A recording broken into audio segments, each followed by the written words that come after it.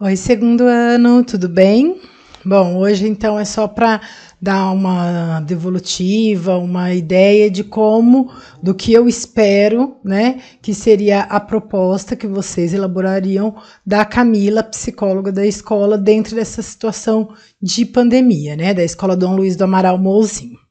Então, é uma coisa mais simples, tá, gente? Eu falei que seria uma proposta que vocês teriam que elaborar, que não precisaria de referências teóricas, não precisaria, não é um artigo, não precisaria estar nas normas da ABNT, da APA, tá?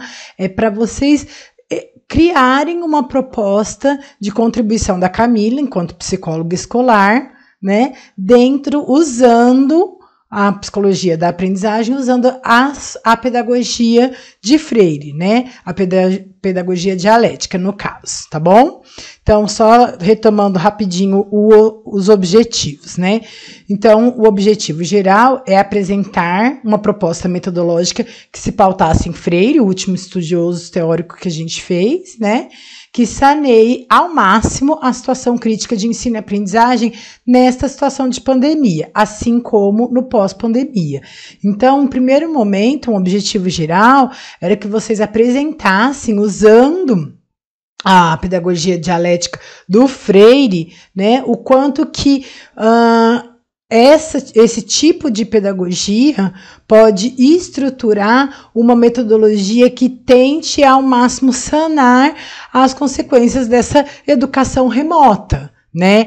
Eu já dei uma pincelada, não corrigi nenhuma proposta ainda, tá? Mas começando a ver os e-mails que vocês me mandaram, eu vi que alguns colocaram o quanto que essa proposta do Freire é importante para trazer dentro dessa situação da pandemia, né, dentro de aulas, e aí colocaram EAD, ensino à distância, não tem problema, mas o termo correto é educação remota, tá? Ensino à distância quer dizer que o ensino é pautado nessa situação de aula ao vivo, aula online, né? A educação remota, ela não é pautada nisso, ela é pautada numa educação presencial, numa aula presencial, mas dentro das circunstâncias da pandemia, precisou ser feito nesse modelo remoto, de aulas remotas, avaliações remotas. Esse é o termo, tá? Mas não tem problema, não vou considerar isso como um problema, não apresentei isso, não discuti isso antes, tá? Então tudo bem, mas só para deixar claro para alguns. Tem muitos trabalhos interessantes, tá? Fiquem tranquilos, não precisa, se vocês ficarem, mas recebeu, não recebeu, não recebi. Quando eu baixo, muitas vezes eu abro o e-mail e vejo o corpo do e-mail, como é que estão as coisas, vejo o arquivo. Mas enquanto eu não baixar o arquivo e salvar na pasta de vocês do segundo ano Psicologia da Aprendizagem, eu não respondo o e-mail, é um tipo de controle meu, tá? Então, se vocês não receberam ainda a resposta, Carolina, eu aviso por este e-mail que recebi a sua avaliação remota 3 da disciplina Psicologia da Aprendizagem.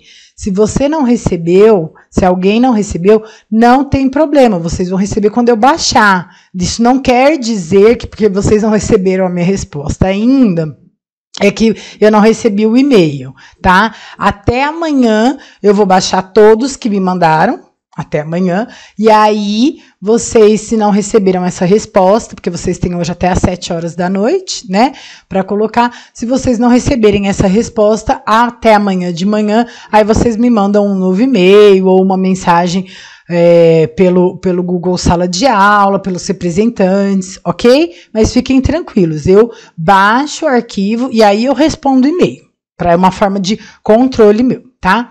Então, o objetivo geral é isso, apresentar uma discussão, o quanto a pedagogia dialética de Freire pode contribuir com a avaliação para além, com a educação para além dessa situação de pandemia hoje, né, de aulas remotas, e é para o pós-remoto também, para pós-pandemia também, né?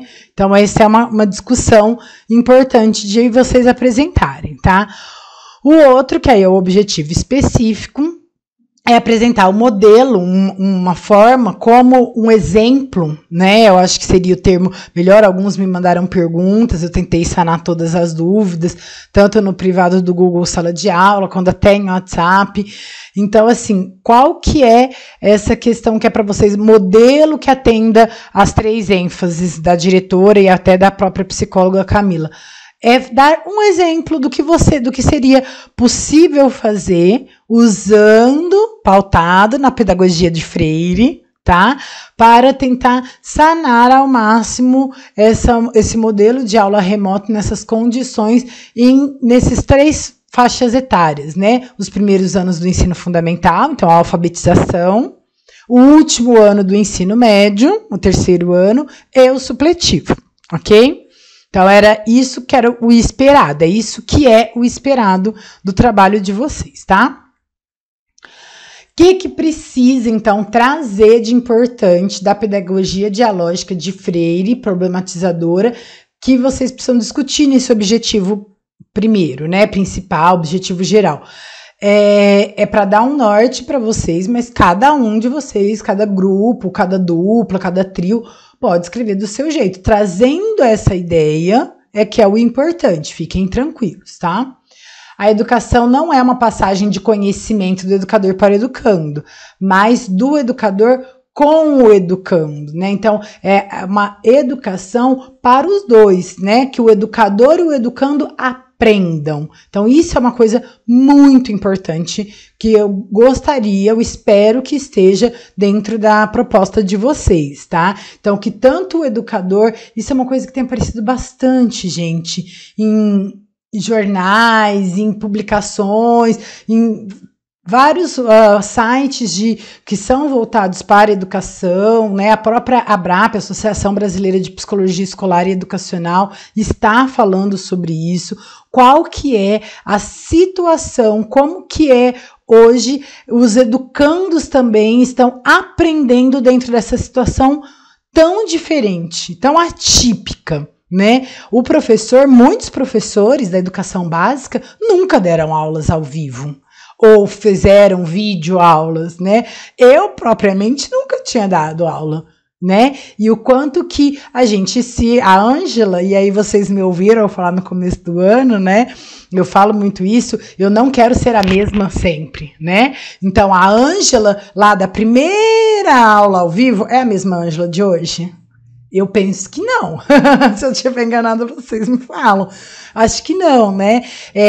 Tem coisas que melhoraram, tem coisas que... Eu dou um exemplo, eu tenho dado um exemplo conversando com algumas pessoas, muito simples, né? No começo, eu ficava na paranoia de barulhos em volta, né, dessa gravação da videoaula para vocês, né? Então eu falava do barulho do carro, eu tirava o barulho dos meus filhos, Maria Beatriz, Arthur, para de falar.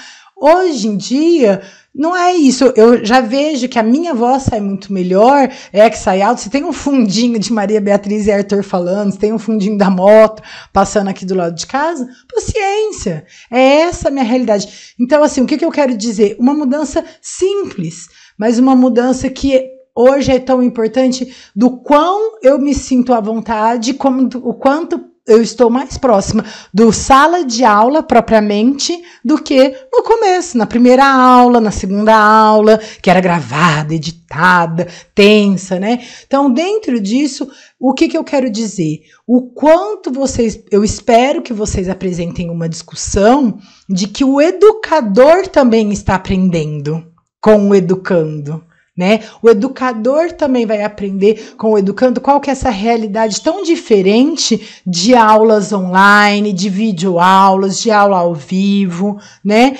Como que ele vai conseguir, uma outra questão que muitos têm colocado em relação à própria alfabetização, acho que foi uma coisa que eu falei na semana passada sobre o tema para vocês, né?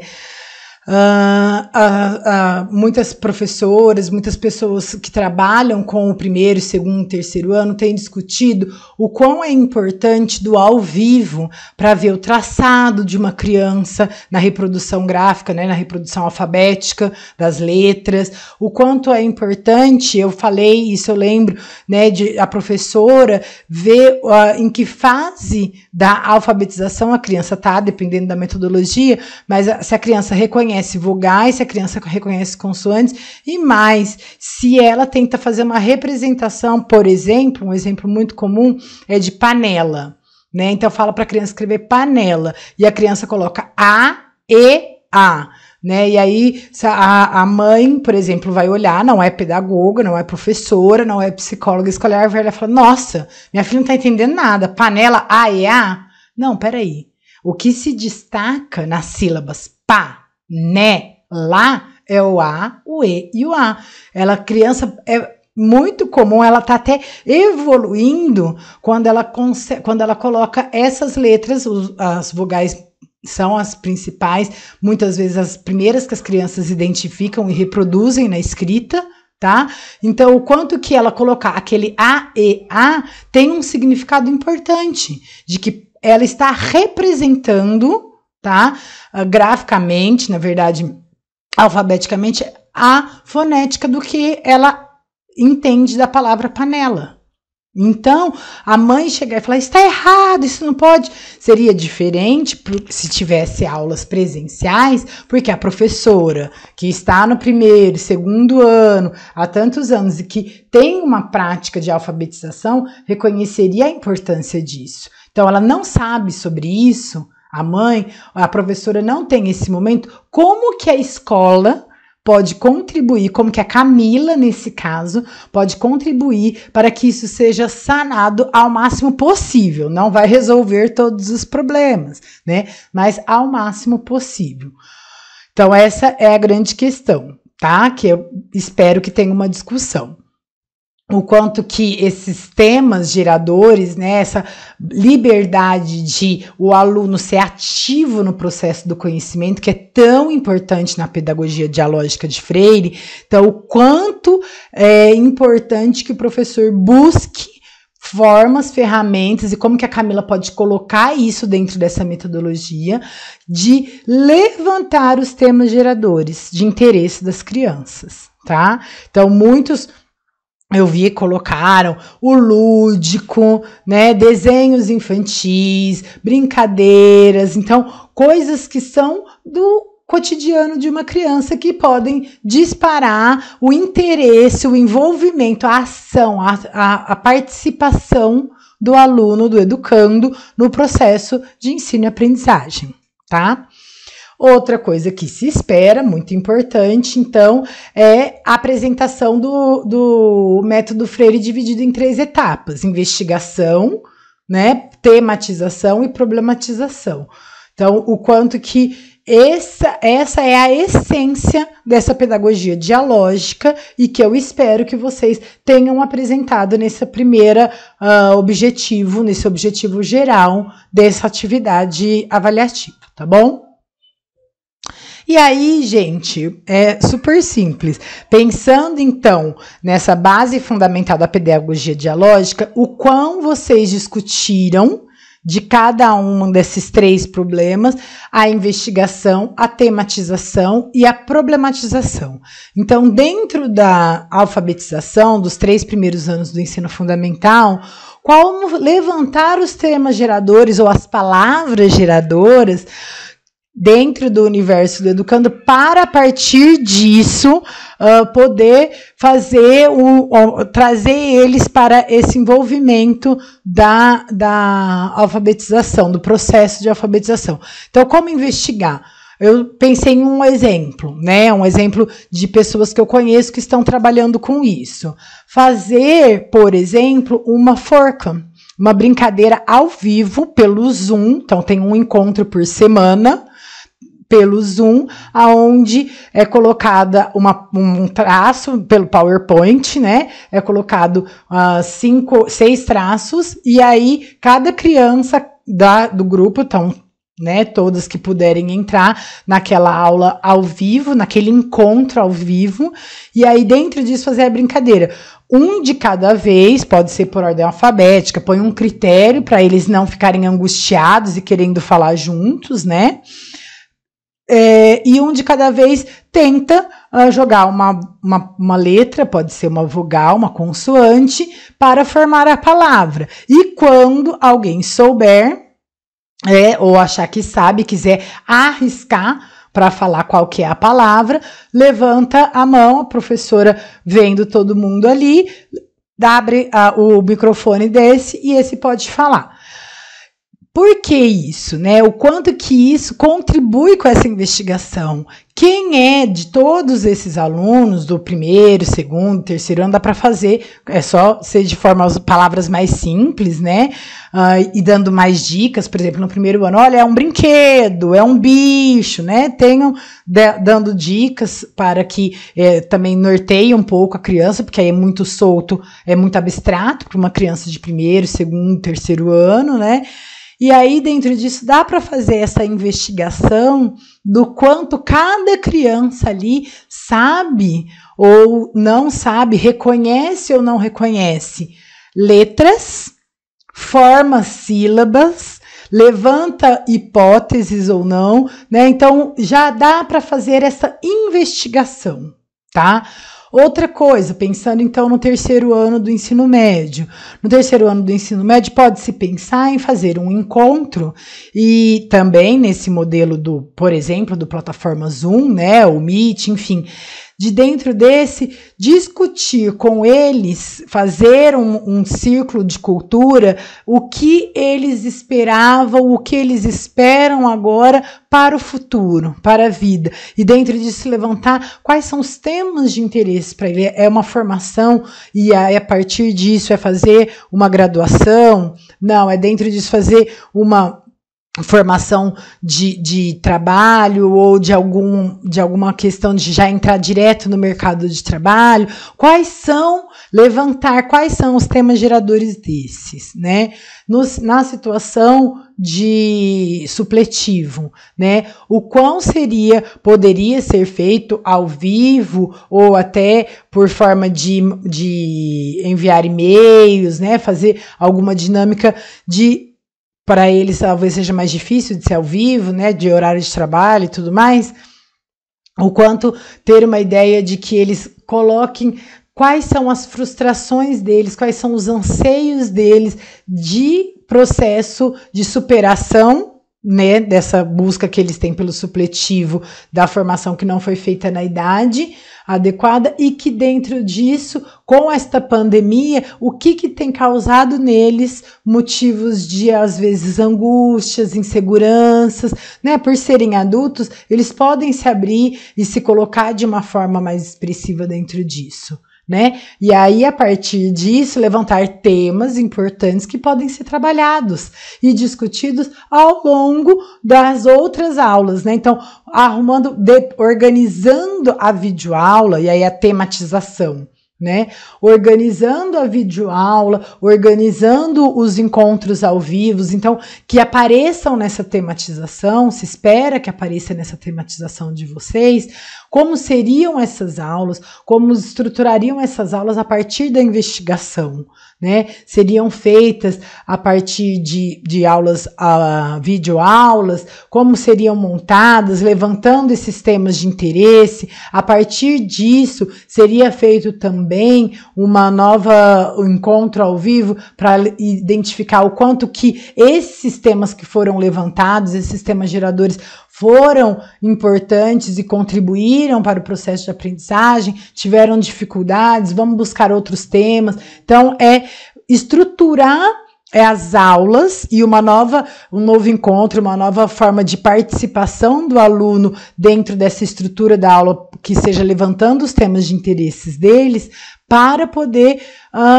ter sentido às aulas. É isso que se espera que vocês discutam, para que as aulas tenham significado para os alunos, para que eles se sintam participativos e ativos na elaboração da aula, no tema da aula. Então, isso é um tema muito importante, esperado que seja discutido por vocês, tá? dentro dessa problematização, dentro dessa formação da aula, que seja da videoaula, que seja das aulas online, espera-se que vocês discutam por que aquela ideia que vocês tiveram, aquele exemplo que vocês apresentaram, eles contribuem com a problematização do objeto do conhecimento, do tema do conhecimento, para o processo de aprendizagem. Como que vocês acham que ela contribui com a tomada de consciência, quando fala, nossa, então é isso, panela, no exemplo que eu comecei o primeiro, né? É o A, o E e o A. Mas se eu falar só A, E, A, não é panela. Então eu preciso de alguma consoante que junto com o A forme pá. Qual que é que faz pá? Pá, pá, pá. Pá com P com A, pá. Então, é o quanto que essa forma de trabalhar, de levantar o tema de interesse dos alunos, contribui também, ao mesmo tempo, com essa tomada de consciência, dessa problematização de qual que é a pergunta sobre o objeto de conhecimento. Porque a partir daí, ele vai ser ativo e buscar a resposta desse objeto do conhecimento. Tá? Então, ele está participando e, como ativo, resolvendo, solucionando essa problematização, esse problema desse tema que foi investigado, que foi levantado, que faz sentido para ele. Tá? Então, basicamente, pessoal, é isso. Ai, Ângela, mas eu não escrevi bem assim, de que ele precisava problematizar para contribuir com a tomada de consciência do aluno, porque é só problematizando que ele vai ser ativo no processo. Eu não escrevi esses termos. Calma. Se vocês colocaram a entender a importância da participação, do conhecimento fazer sentido para o aluno, é isso que vocês estão dizendo, tá? É isso que é o esperado. Fiquem tranquilos, tudo bem?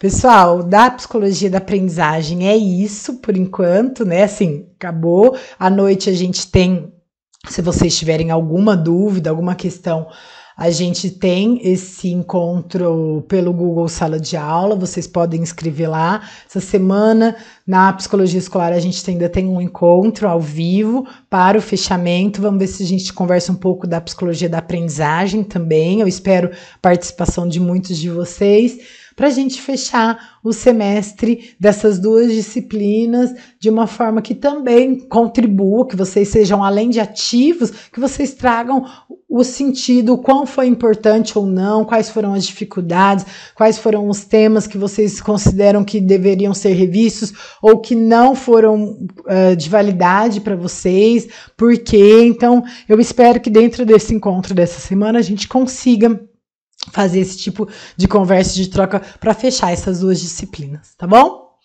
Por enquanto, hoje é isso, pessoal. Beijo grande para todo mundo, até logo essa semana.